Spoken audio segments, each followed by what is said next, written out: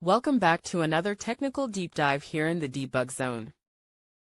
Today, we're tackling a big question and breaking it down with insights from other users. Hopefully, this clears up some misconceptions and helps you get the answer you need. So buckle up, stay a little curious, and let's jump right in.